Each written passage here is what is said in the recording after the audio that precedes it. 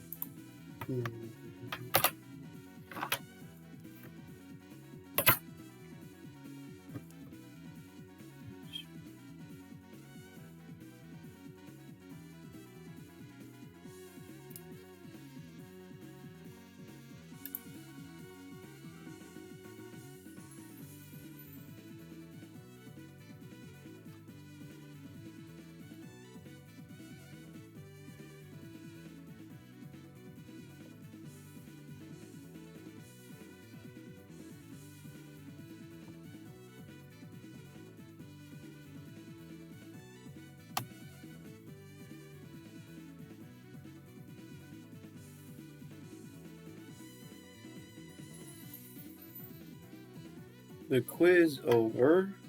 Part 7.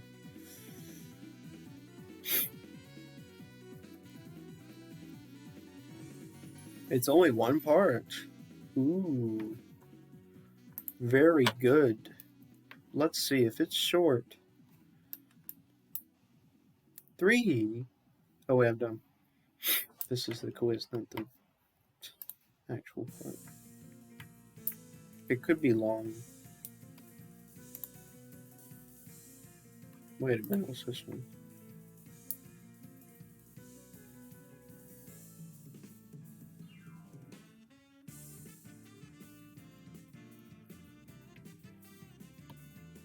I'm pretty sure this was somewhere, I can't remember where.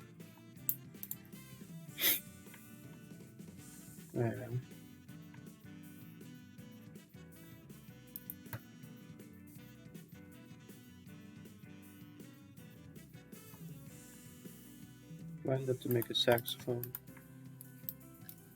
3-page quiz. 23 questions. I don't think they're math questions. These don't seem like math questions to me. There's some that are kind of like math because it's, I don't know,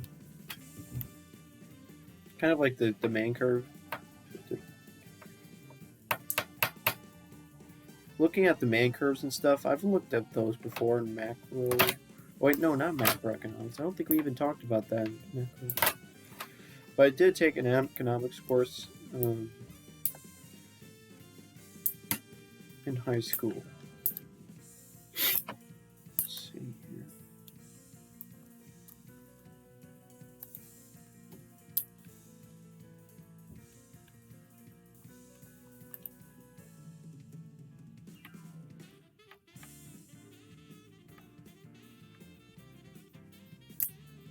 Saxophones.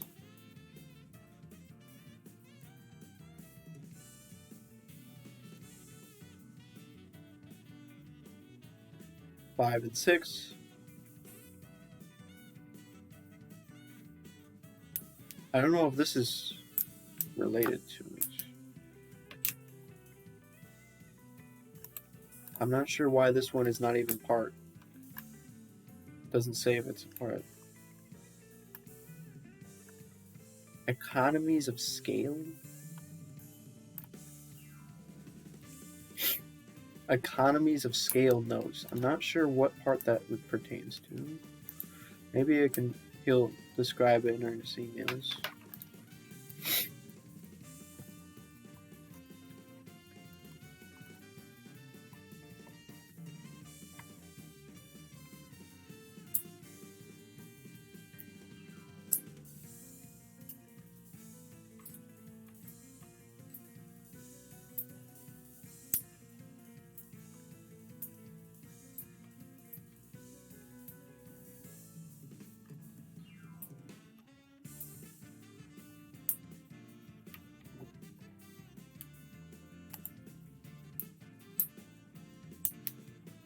Maybe that's what he was talking about.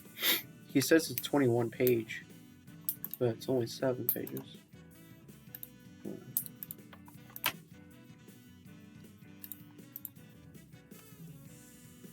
Part 7A, 7B. Oh no. There's 2 parts.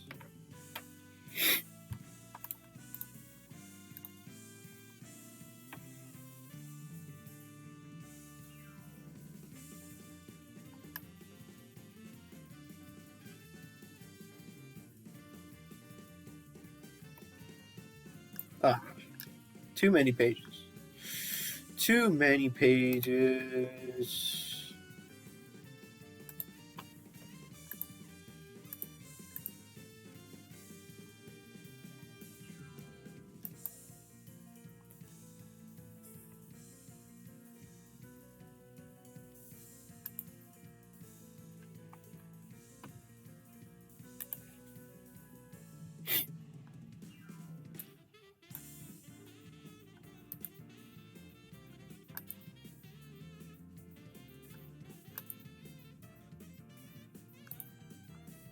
I want to get rid of these tabs. Oh, I can get rid of this tab now.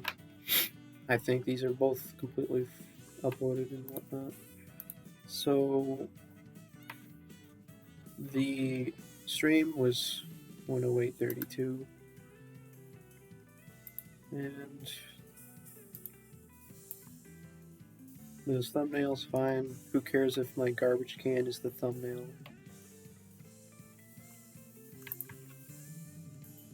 Which one gets uploaded first? I guess this.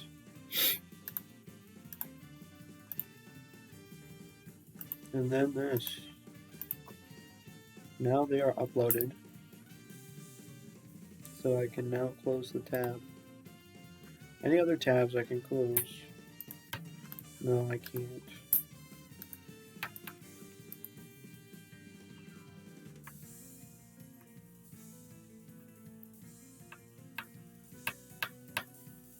You know, how many views does my channel have? Oh, I could just click this to get to my channel. My total... Whoa! I've just recently reached 100,000 views. I don't know when I reached it, though. Huh. I remember last time I looked at it, it was like 80,000 views or 70,000. Nice.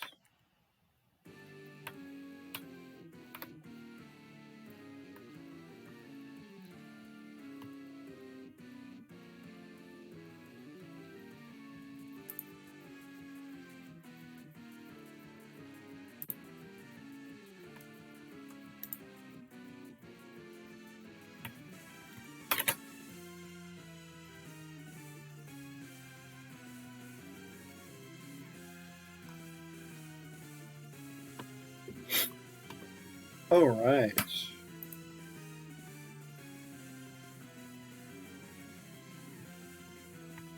Reading the summaries is a good idea. Maybe not, though.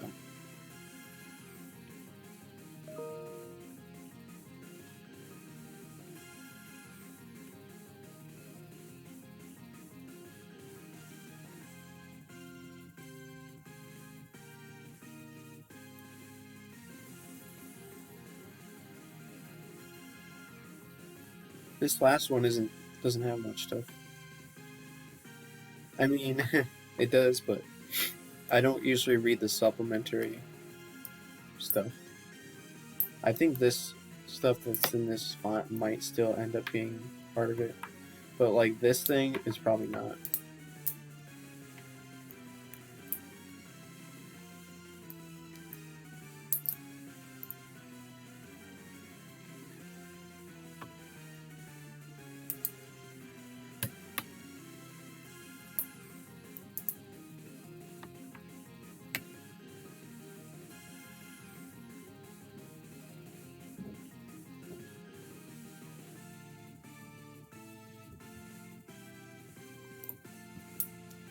That's how you mark it as unread. Either click on a different one or you can click this.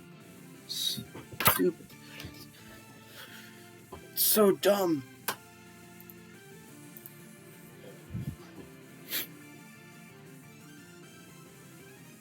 That's quite the long summary there. The summary for this lasts 5 whole pages. That's quite a bit of info in there. Just in the summary. So let's check out the summary.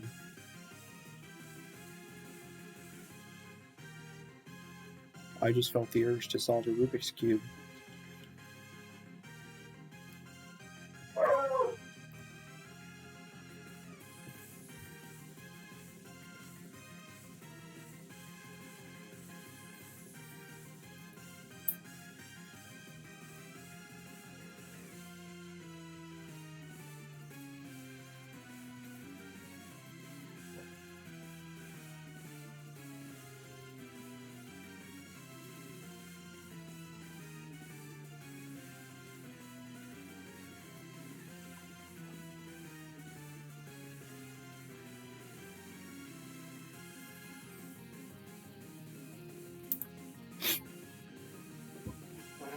One of the most useful microeconomic models is that of a perfectly competitive market, an abstraction that describes an ideal institution within which buyers and sellers can carry out exchanges, transactions under conditions such that none of them has any power to affect market prices. As a consequence, they are all said to be equal as price takers, acting alone. No buyer or seller can affect the prices in the market, which they must as a result accept, take as the outcome of the operation of impersonal market forces.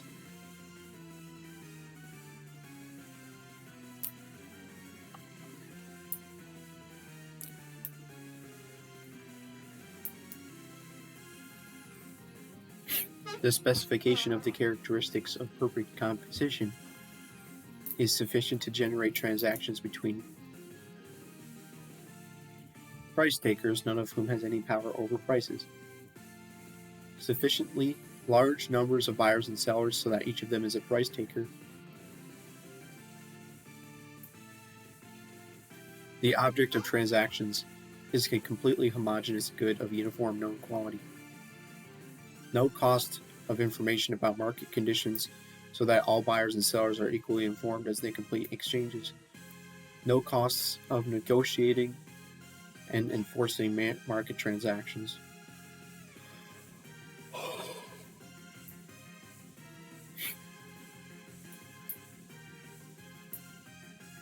So that each agent has complete freedom of doing business with whichever buyer or seller is preferred. No costs to sellers of entering or leaving the market in response to changes in profits and losses. No barriers to entry into the market. In more extended theoretical discussions which are beyond the scope of our course, it can be shown that under perfect competition, after all buyers and sellers have completed all desired adjustments to market conditions, all sellers are earning just enough profit to keep them in the market, i.e. profits equal to the best that they can earn in alternative markets. Each seller is doing the best it can, maximizing its profits by selling at the given market price all that it can produce when its output rate is set so that its marginal cost just equals the market price. The marginal cost of producing some good X is the change in the cost of producing X resulting from a unit change in the output rate for X other things equal.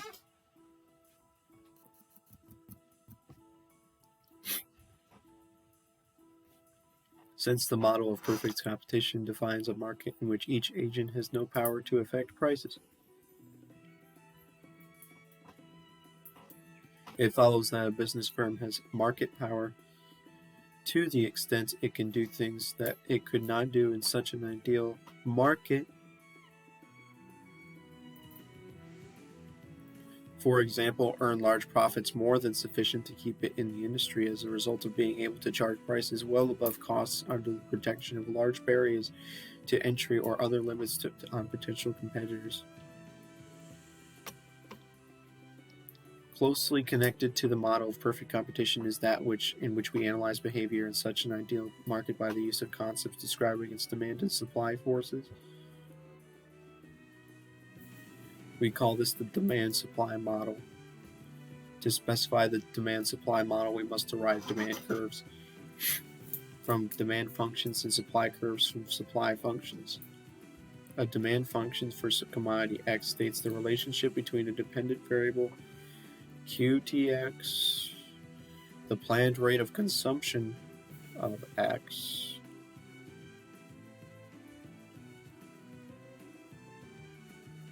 and the independent variables that determine QDX, the most important of which are the price of X, other prices, income, and tastes.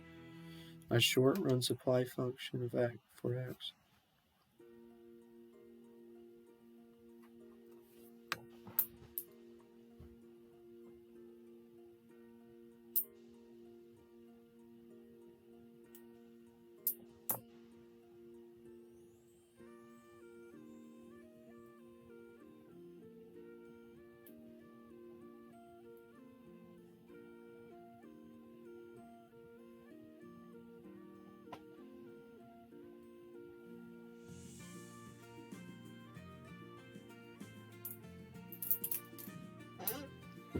A short-run supply function for X states the relationship between a dependent variable QSX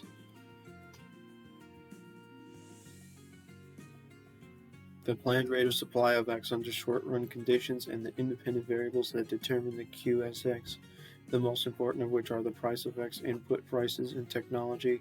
Short-run conditions for present purposes are those in which firms are making adjustments under the constraints of fixed stocks of plant and equipment. There is limited entry of new sellers, and firms can at zero cost shift production from X to some other good. A demand curve for X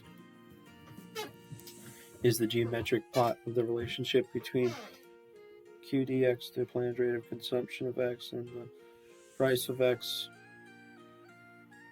Ceteris paribus, i.e. the values of the underlying variables are assumed to be constant. Any demand curve is assumed to have a negative slope as a result of the operation of substitution and income effects. There's no way it's done. Oh my goodness.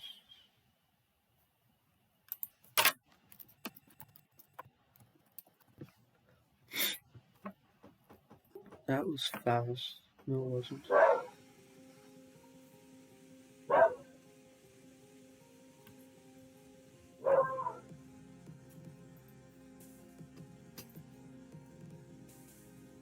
The demand function shows that QDX can change as a result of the integral of changes in the price of X. Such a change is called a change in quantity demanded. If you change the price of X, you change the quantity demanded, and is represented by a movement along a given demand curve. We actually did talk about this stuff in macroeconomics. I'm dumb.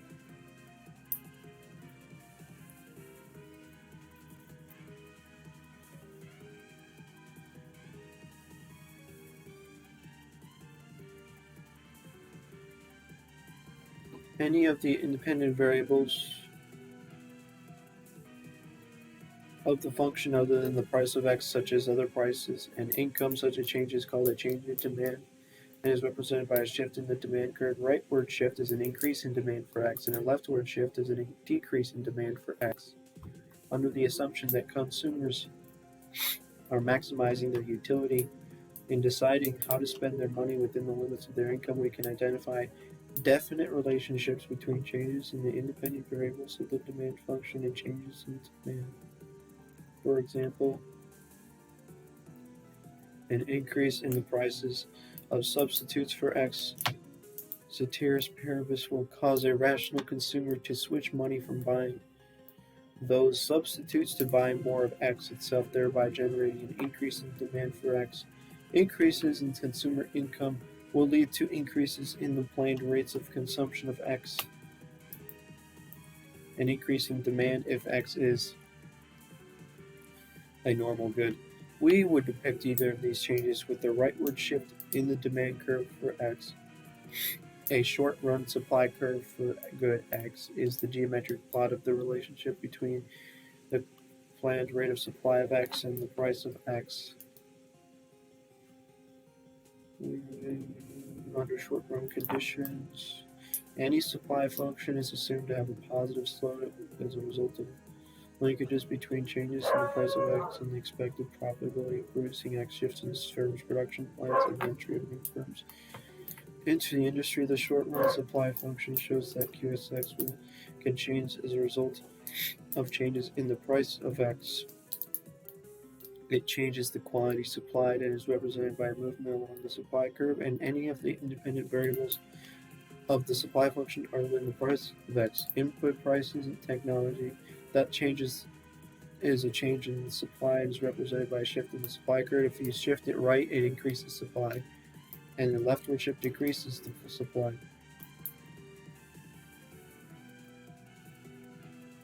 On the assumption that managers of business firms are rationally trying to meet their profit targets, we can identify specific relationships between changes in input prices and technology and resulting changes in supply.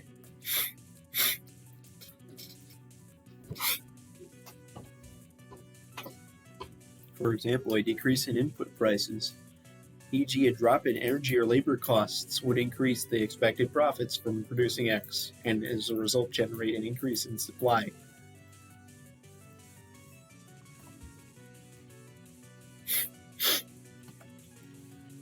The dependent variable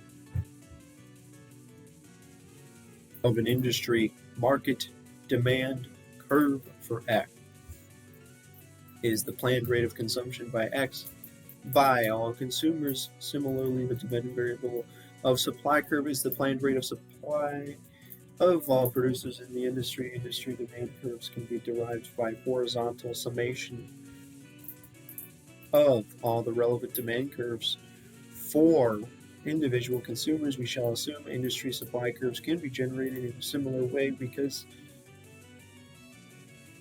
they have in common the same independent variable.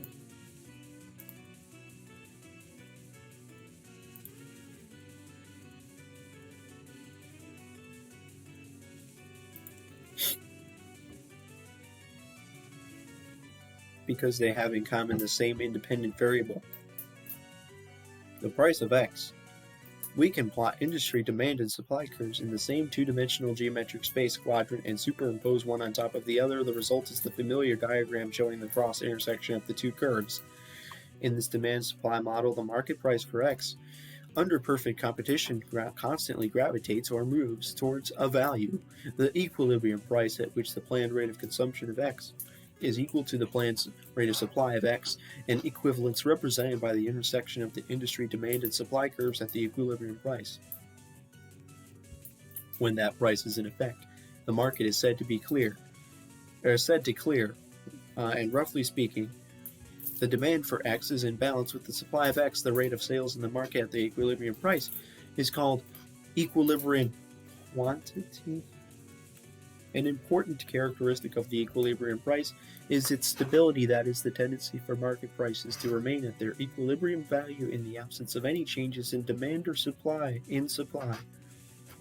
If prices are pushed above equilibrium, the resulting excess supply induces market forces that push prices back down.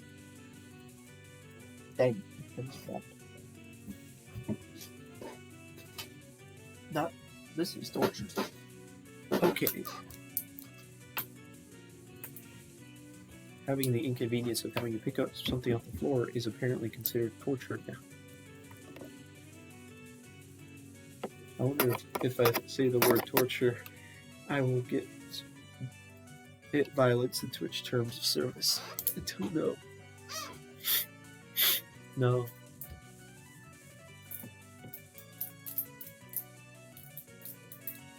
Actually, I think you can only really get banned from Twitch if somebody reports you for something and you've clearly violated the terms of service.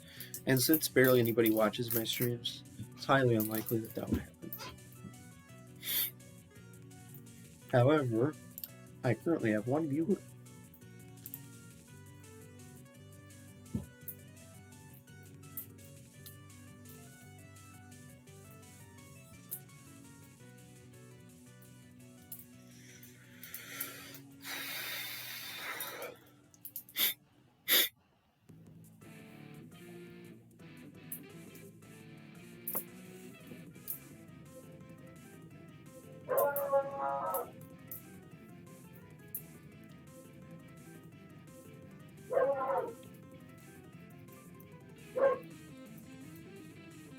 Any equilibrium price with corresponding quantity exists only under certain conditions of demand and supply in the competitive market as they are depicted by a particular set of industry demand and supply curves. When those underlying conditions change as a result of changes in demand or supply indicated by shifts in the industry curves, a new equilibrium comes into effect which is marked by a new intersection between the effective curves. There are definite relationships between changes in demand or supply or in both, and resulting changes in equilibrium pricing quantity. For example, an increase in demand for good X will lead to increases in both equilibrium price and quantity. A decrease in demand has the opposite effect as now specified.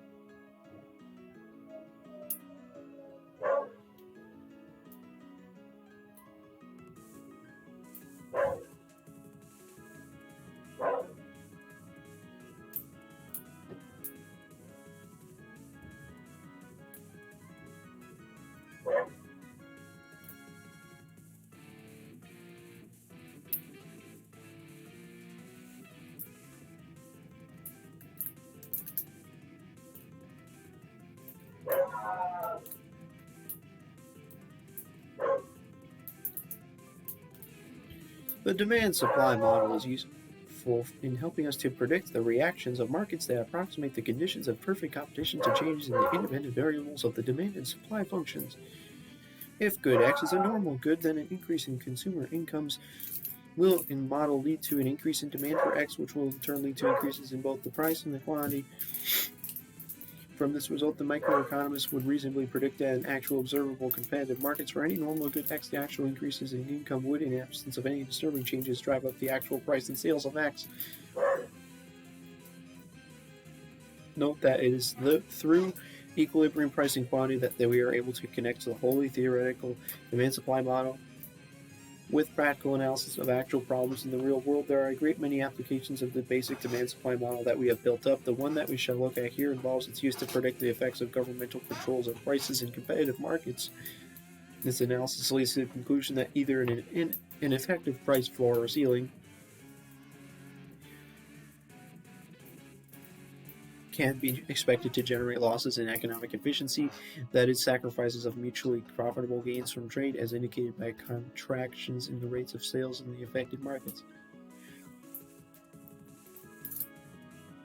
There are, however, counters to conventional arguments of this type that provide grounds for thinking that state price controls may sometimes be justified. Students should note that the range of applications of the demand-supply model extends only to markets that come close to meeting the requirements for perfect competition. Thus, we cannot properly use the model to analyze a market called an oligopoly with only 3 or 4 sellers, none of which is a price taker.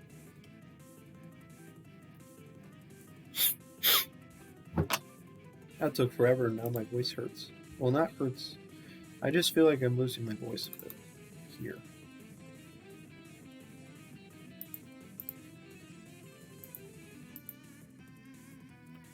And that was just the summary. That's not even the entire thing. That was not fun. Can we answer some questions without having read the actual thing? I forgot to open up this.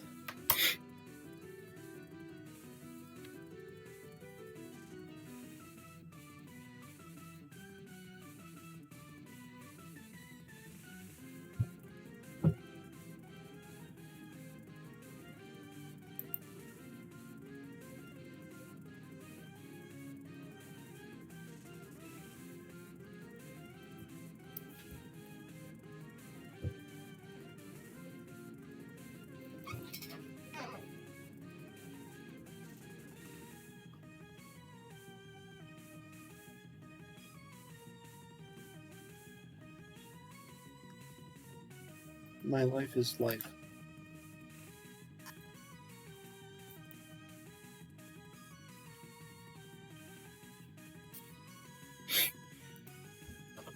Econ 2230.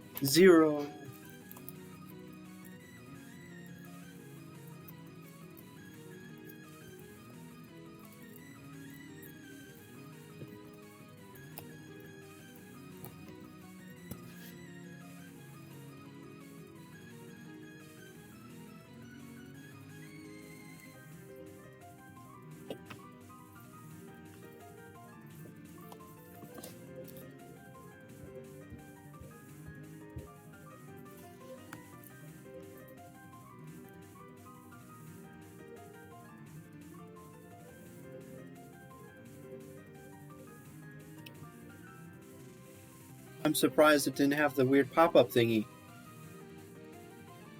Yes, you finally stopped doing that stupidness. Finally.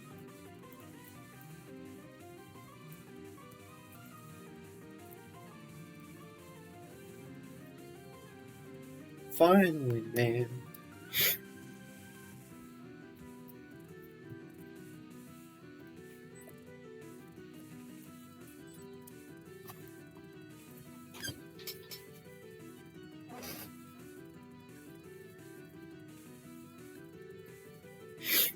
Nice.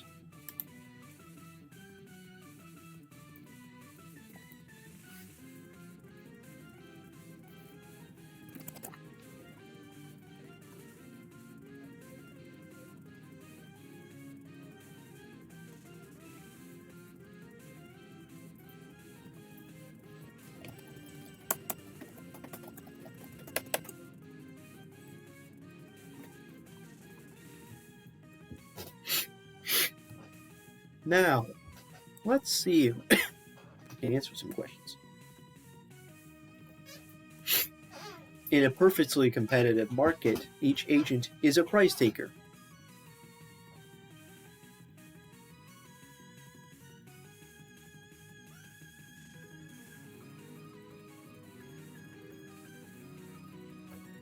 B is the answer for 1.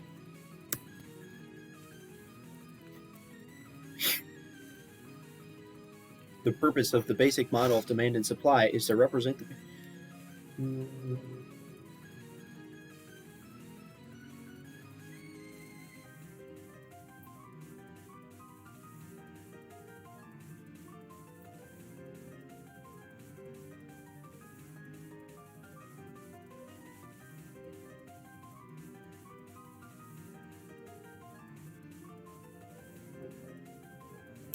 Trick questions are awesome.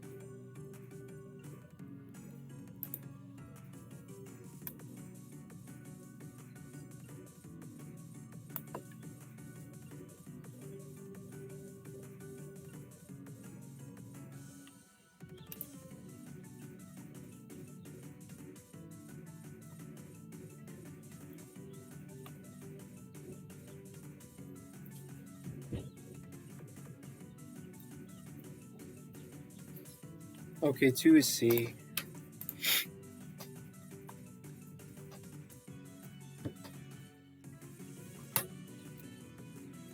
Three, we observe a change in quantity supplied.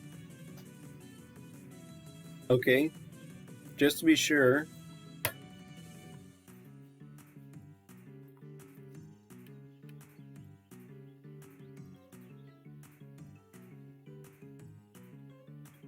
We observe the change in quantity supplied when we change the price of X.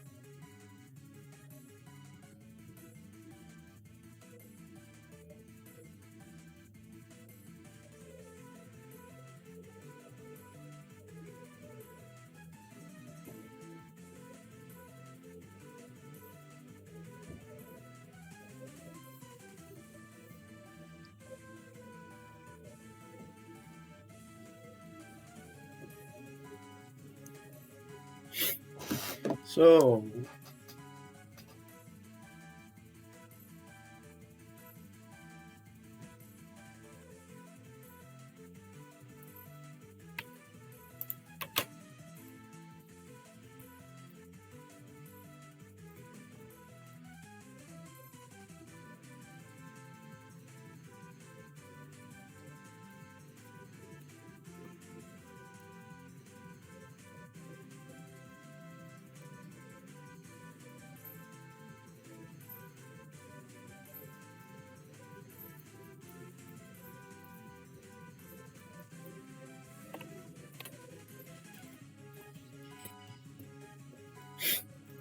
five, which of the following could produce, other things being equal, an increase in demand for orange juice? Hmm.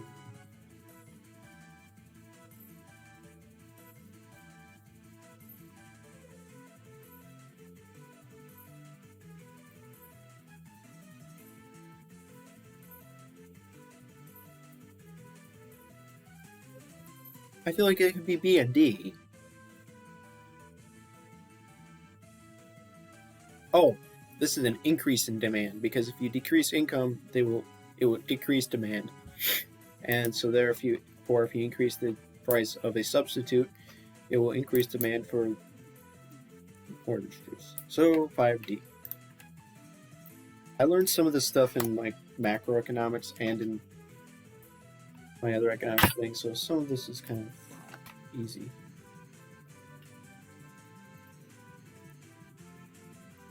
Which of the following statements about market equilibrium is correct? The equilibrium price is that for which the plans of buyers and sellers are consistent with each other. I think that's true. When equilibrium is achieved, the market shows neither excess demand nor excess supply. That's true. All transactions take place.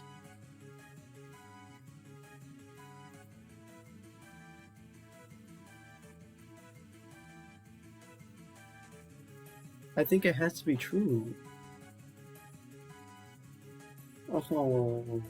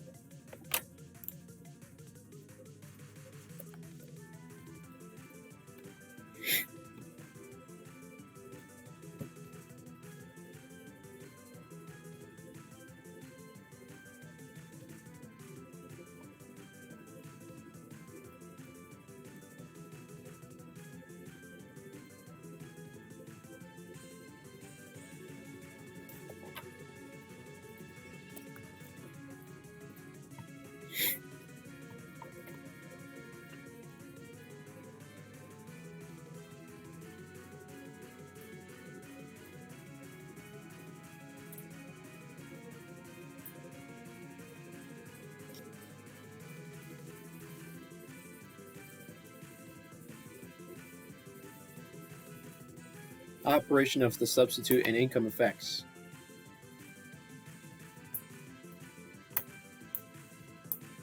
Nah.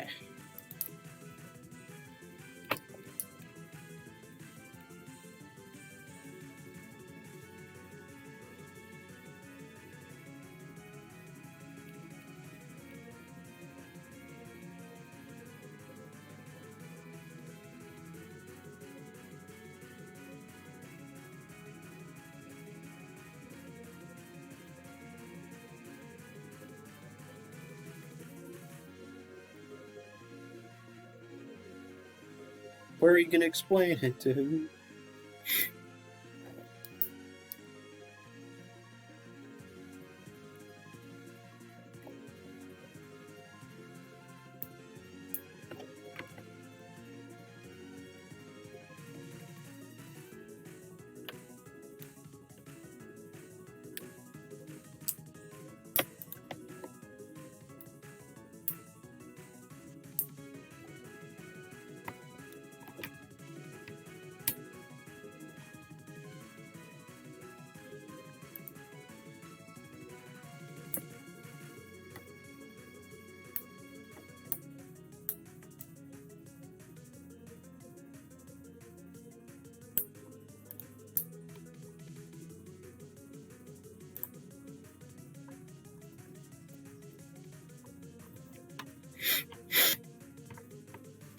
Excess demand.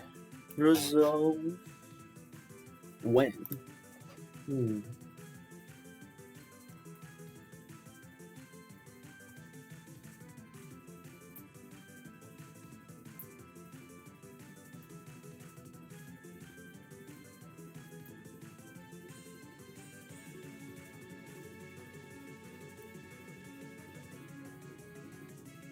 I forgot when the excess demand happens.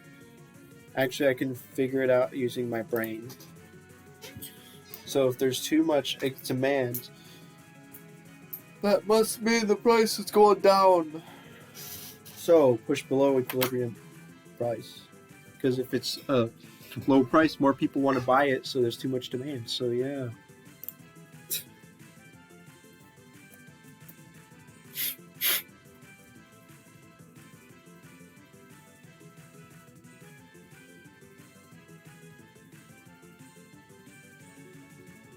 I don't know what the U.S. Supreme Court has held.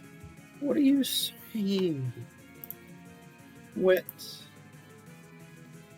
Where is this?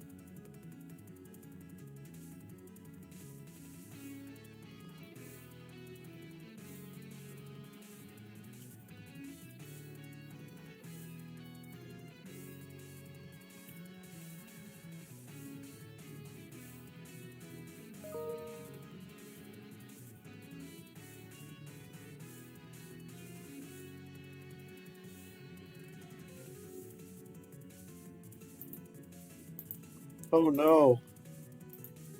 What's my grade? This could be bad. Wait, she didn't grade. Oh, okay. It says your score will be adjusted in accordance with your revised memo.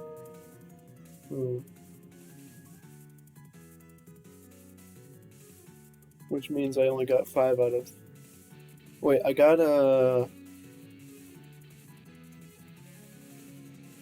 23 out of 25 on the week 9. And then the memo, she gave me 5 out of 15 because I think each memo is worth 15 points. But she says if I revise my memo, I can earn points back or something. So...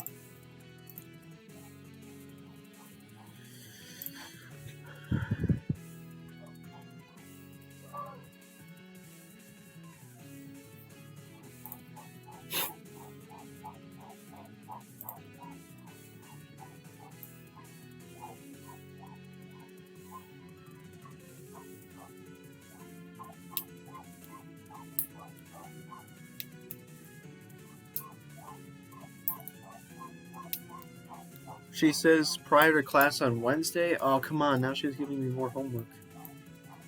Darn it. Now I have to do homework before Wednesday.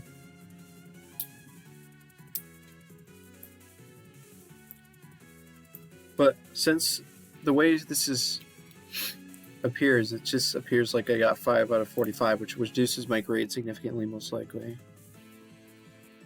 Yeah, it reduced it all the way down to 79, so... Yeah, I wish she wouldn't grade it like that, because she has all the memos as one assignment, but we're only going to get partial points for each one, so my grade is going to look really bad as a result of it. Everyone's grade is going to look bad until all the memos have been completed.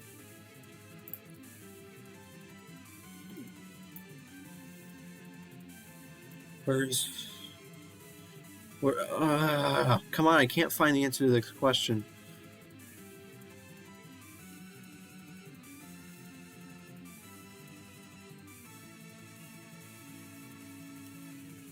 Darn it, I can't find the answer.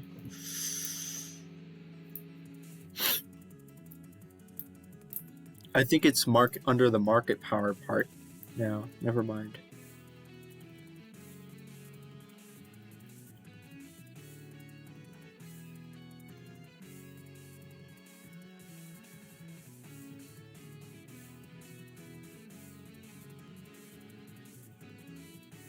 Where's the part that talks about the market power? Oh.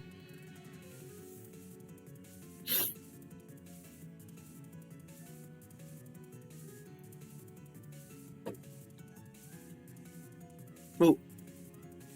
Oh, man.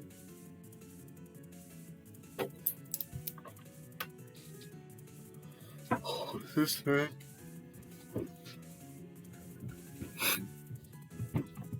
No.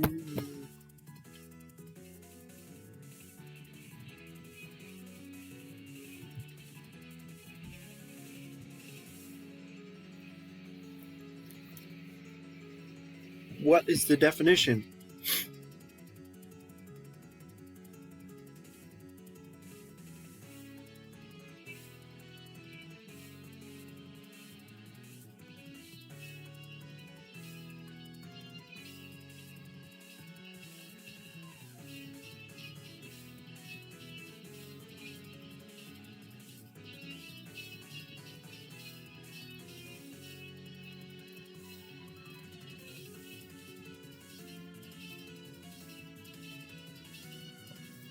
So, yeah.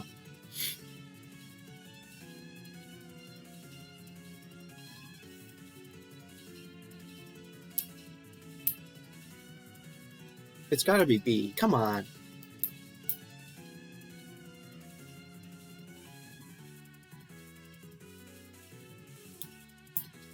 Why would it just say it's a price take?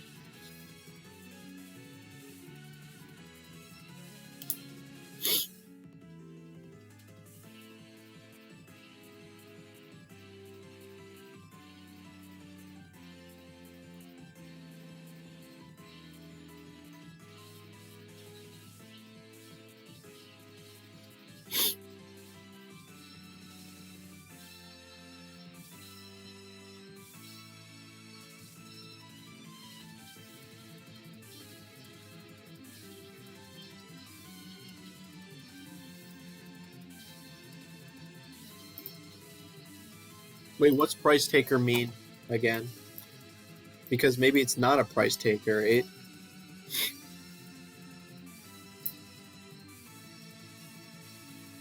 You take the price.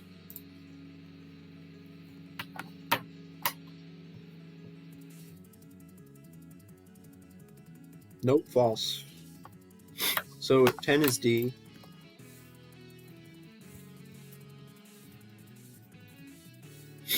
Under which of the following conditions would a price control not interfere with the attainment of equilibrium?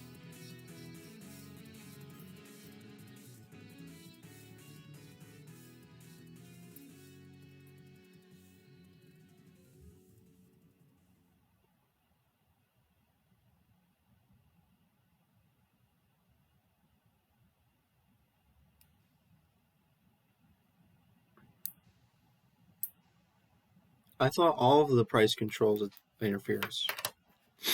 We already got through this. What? How?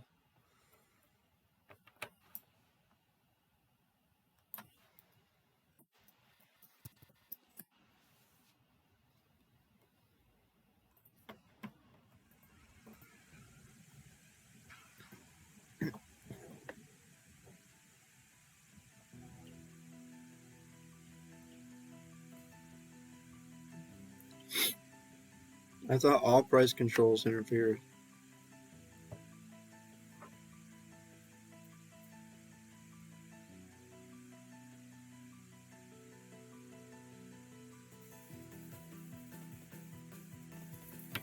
Like,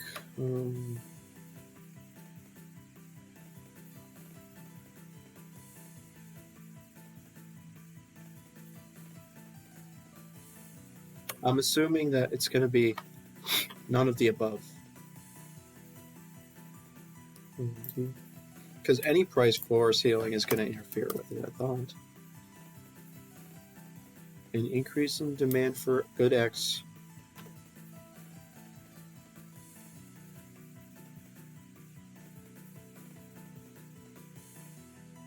So if you increase demand, it will increase the equilibrium price and its equilibrium quantity. So C. C.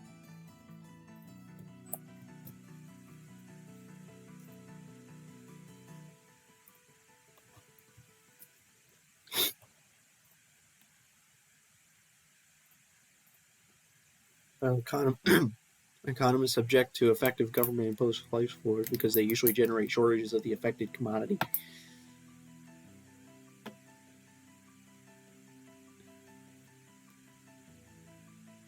I don't remember.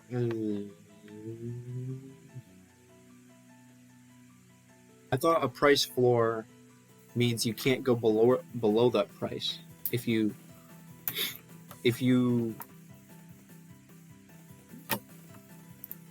go.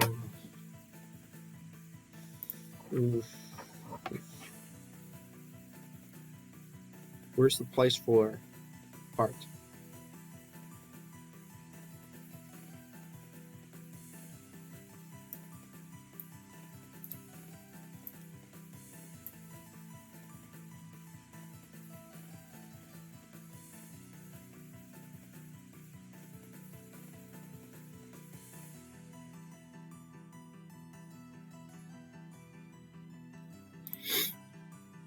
What if you give a price for the minimum price that may be lawfully be paid?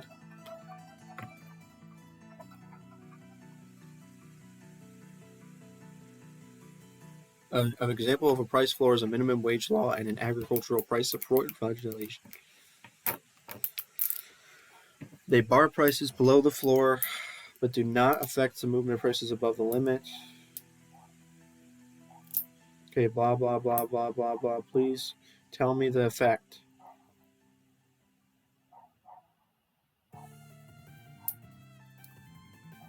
Price floors.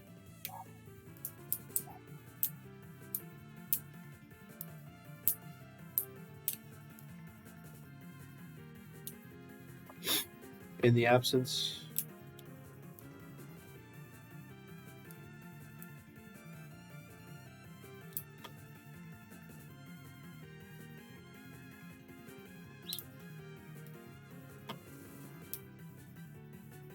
So this would be an excess supply, because kind of like if you have a minimum wage, the argument is that if you have a minimum wage, then there will be an excess supply of labor.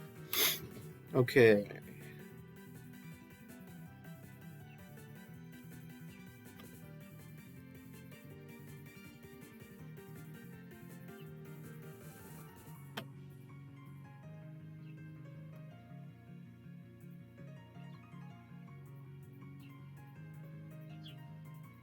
Oh, actually, I think this answers this other question, because if you set the price floor below the equilibrium price,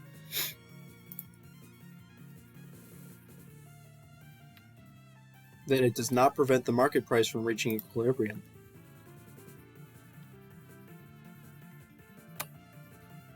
So actually, if you set the price floor below the equilibrium price, it does not interfere.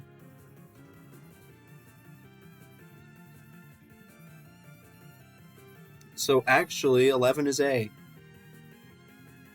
11 is A.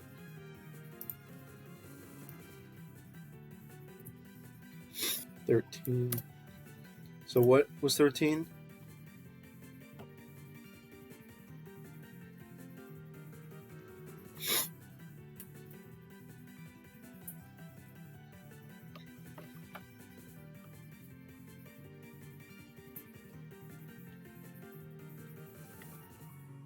It's actually B. 13B. Government price controls can sometimes be justified if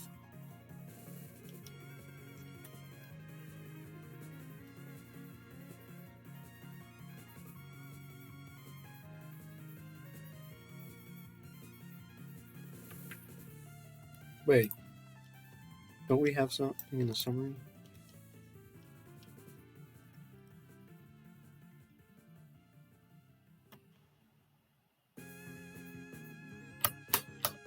That doesn't say.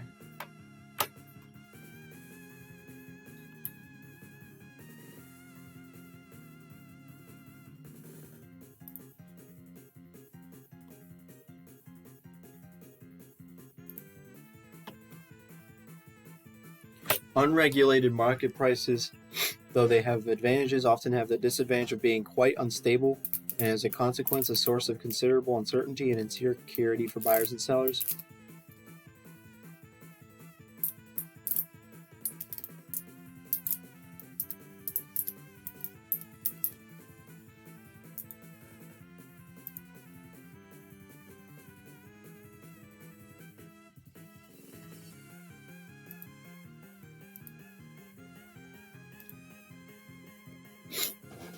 The state may then reasonably respond to these problems by attempting to limit the volatility of some prices by the use of controls, although this intervention may be expected to have the adverse effects predicted by use of the basic supply and demand model. A rational political leader could argue that these harms are outweighed by the benefits of market stabilization brought about through the controls. Necessary means for protecting other important social interests. In addition to limiting insecurity from price volatility, society can also high values on such goals as diversification and independence of the economy, and the promotion of equal access to certain goods. Price controls can be a means to advance these objectives. Thus, the imposition of taxes on imports that raise their minimum prices can be one feasible way to encourage the development of important domestic industries and to reduce what may be seen as undue reliance on foreign and therefore possible unreliable sources of supply of key commodities. Similarly, price controls can at times be defended as a superior and fairer means of rationing goods and services than the price mechanism, which would almost always deliver scarce commodities to those who can afford to pay the most money for them, i.e. the rich. There are circumstances under which we may find it very hard to deal in the most direct way with the social problem, and thus and must as a consequence resort to indirect, imperfect, suboptimal, second best means to do so. Sometimes price controls provide such as second best substitutes for the best, most direct policies. Alleviating poverty can be done most directly by transfers of income to those identified as members of the poor population.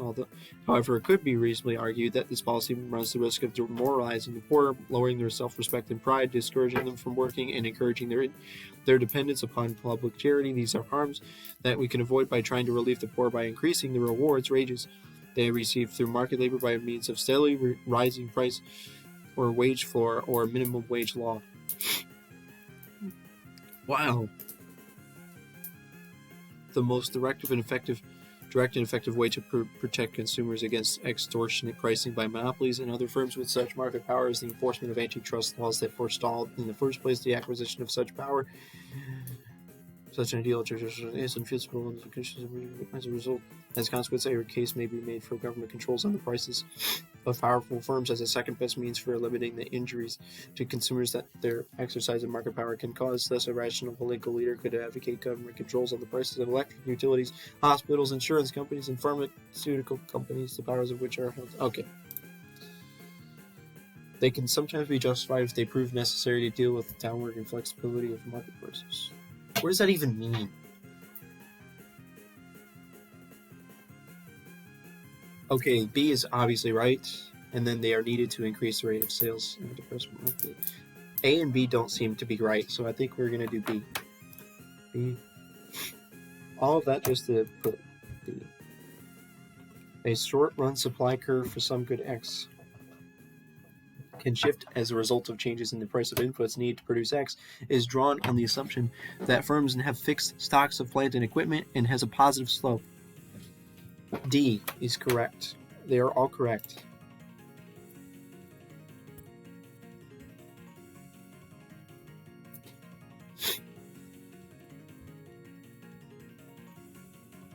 Which of the following would bring about an increase in the supply of good X? If you increase the price of X, that has to be the answer, right? If you decrease the price of the substitute,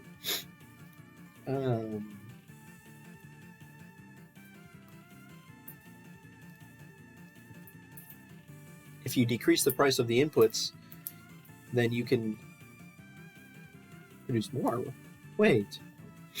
If you increase the price of S, doesn't it also increase the supply? Whereas if you increase the price of X on the demand curve, it will decrease the demand. I don't get how B is not also an answer. If you decrease the price of the input needed to produce it, I guess you could decrease the price. I guess that's what happens. Because if you increase the price of the input,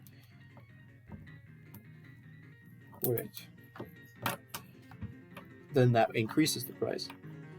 Increase in the price of inputs. What? Wait. It has both the increase and decrease. It has to be one of those, doesn't it? I coughed.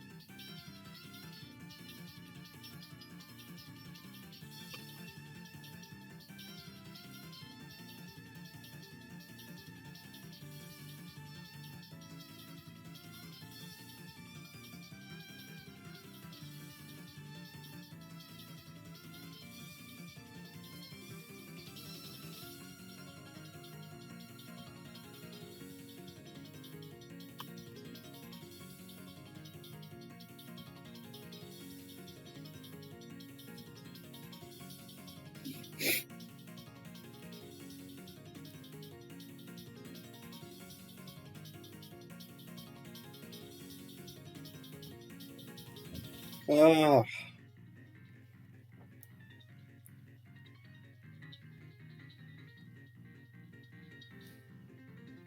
Yes, it says you will increase the supply of X in reaction to the increase in price.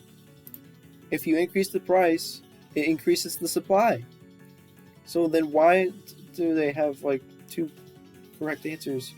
There's either an increase or a decrease in prices of inputs would increase the supply of the good X. So where's the inputs?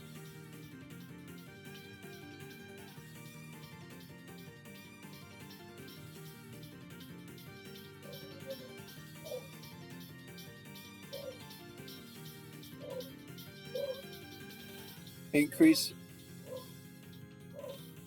If you increase the input price, then it decreases the profitability and then decreases or what? Why does it say decrease increase? Oh, okay.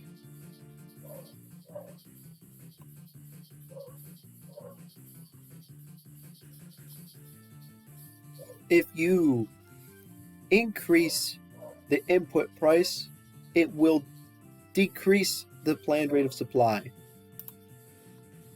So if you increase supply, it's the exact opposite. If you decrease input price, it increases the planned rate of supply. So two answers are correct. This sucks. Why are there two correct answers?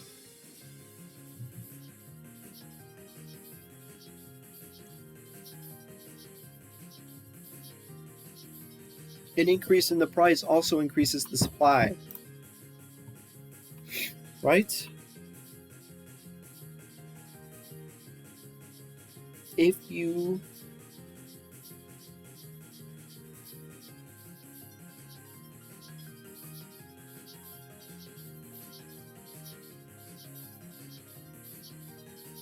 where's the graph? Look. Oh, I'm stupid. I'm so stupid. I just realized something. If you increase the price, that doesn't increase the supply, it increases the quantity supplied. Oh, I get it now. There's a difference between the supply and the quantity supplied. So therefore, decreasing the price of inputs increases the supply of X. So 16 is B. I'm stupid. I just love to say I'm stupid, which is very...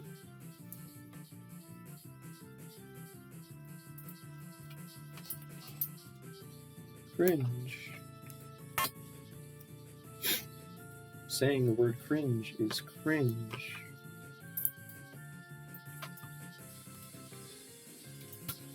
We can use the basic demand-supply model to analyze behavior in entire markets.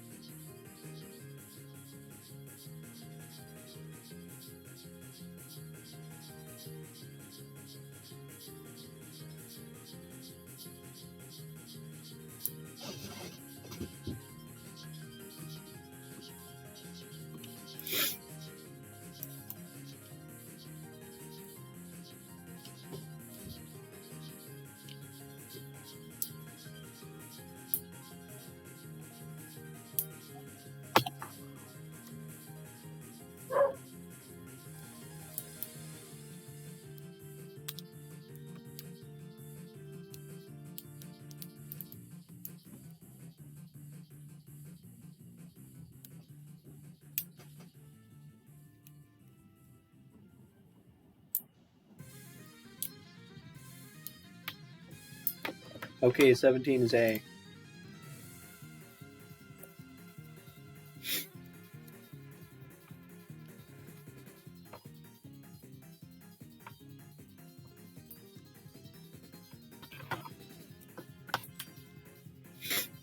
A demand curve for good X.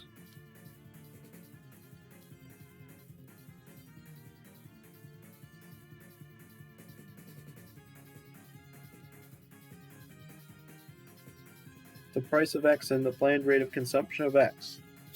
So, 18b.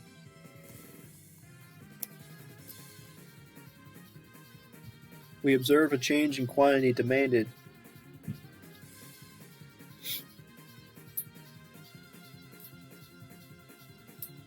We observe a change in quantity demanded of commodity X in response to a change in the price of X. I thought we already had this question before. 19 is C. Didn't we already have a question like this? Near the beginning. Ah, it was the same question, but with quantity supplied. Nice. My brain was like, yep, those are the same question, basically. All of the following are properties of perfectly competitive markets.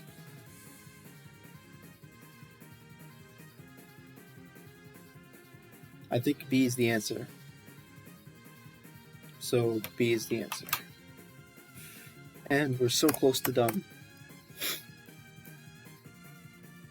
So I can see why he thought this would be a little bit harder, but I was expecting it to be I was expecting that we'd have to do like math questions and stuff, kind of like our macroeconomics class. We had to do like math questions. But no, we don't have to do any math questions. A perfectly competitive market is an idealization of a market in which no one has power to affect prices, has characteristics not completely found in any actual market, is one in which sellers have not made their products distinctive through advertising. Yep, 21 is D. I don't know why, but reading the summary actually kind of did help for like a lot of the questions. We're so close. Unlike a change in demand for good X, a change in quantity demanded for X is shown by a shift movement along a certain demand curve. Yes. So 22B, and finally 23. Which of the following changes would produce increase in the equilibrium price and the quantity?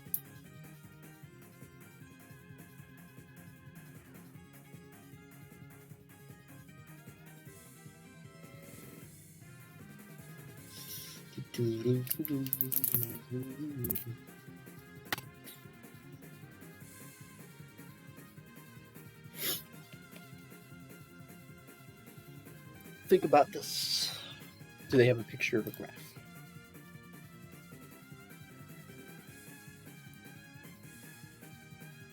If you move this line to the right, the equilibrium price is going to decrease. But if you remove the demand curve to the right, the price and the supply will increase. So if you increase the demand, it will increase the price and the quantity supplied. So if you increase demand, right? It's just logical. If you move this line to the right, this point will go to the right, basically, and the amount supply will go to the right, up. So 23C, and we're done. Oh, yes, we're done. Yes. It only took me 1 hour and 16 minutes.